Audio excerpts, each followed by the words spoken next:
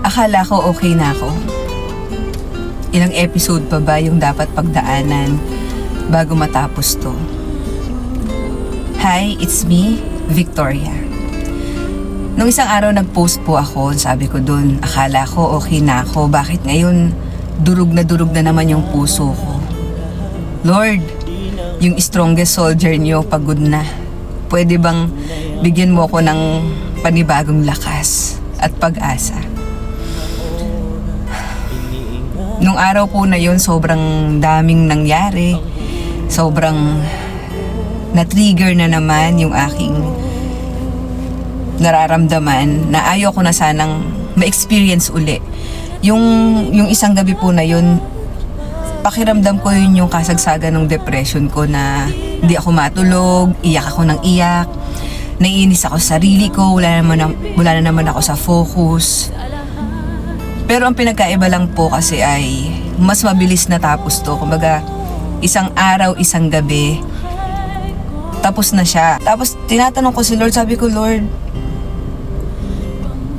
bakit ganun? Bakit na-experience ko na naman? Pero ang maganda sa kanya, lagi siyang may sagot sa bawat katanungan. Hindi man niya directly sabihin yung sagot niya, pero may mga ibang paraan siya para masagot yung mga tanong ko.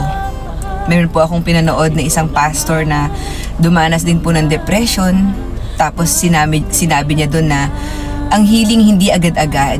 Kung kailangan mong umiyak, kung kailangan mong kausapin si Lord, tanungin siya, pwede naman yun. Tapos bigla akong naalala na, oo nga no, ang sugat, halimbawa nasugatan ako dito, pwedeng after ng isang araw nakasarado na yung yung balat niya, di ba? Nahiwa ako, isang araw nakasarado na yung balat niya.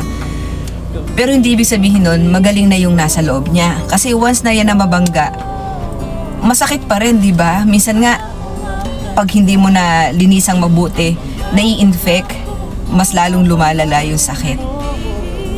So sinagot ako ng Lord kaagad na kailangan kong dumaan sa proseso, hindi agad-agad. Ang depression ay merong iba't ibang level.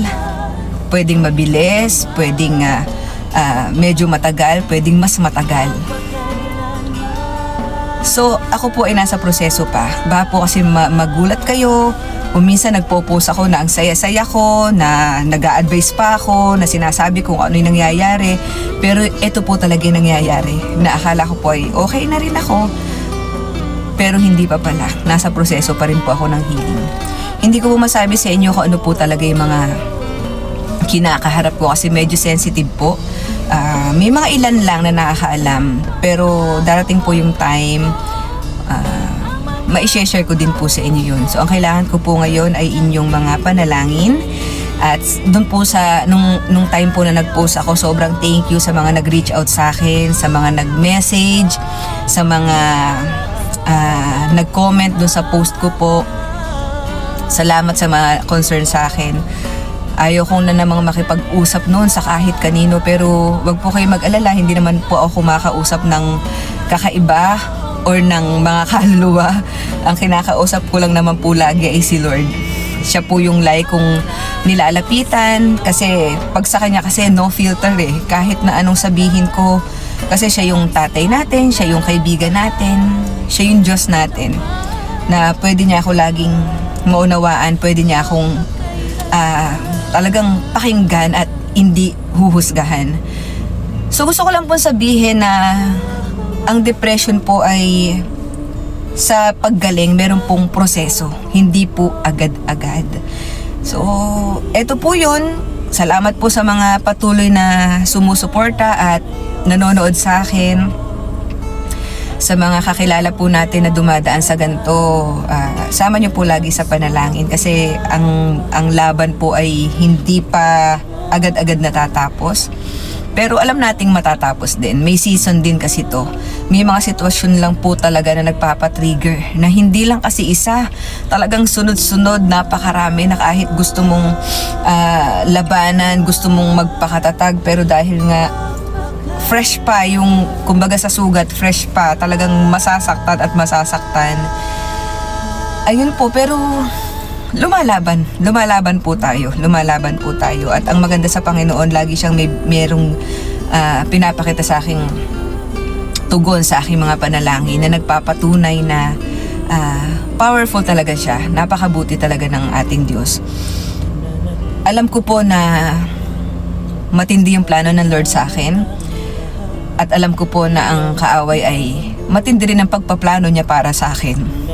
Na yung trauma ko nung kabataan ako, na bata pa lang ako, ay marami ng gustong gawin ng kaaway para wakasan ang aking buhay, pero hindi siya nagtatagumpay kasi hawak ng Diyos ang buhay ko.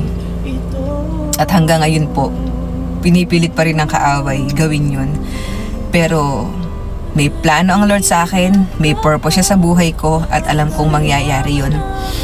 At alam ko rin po na ang lahat ng aking pinagdadaanan ay sa bandang huli po patuloy na magbibigay ng glory sa pangalan ng ating Panginoon. Hindi ko po itinataas ang aking sarili o ang aking pangalan, hindi ko po minamagnify ang depression.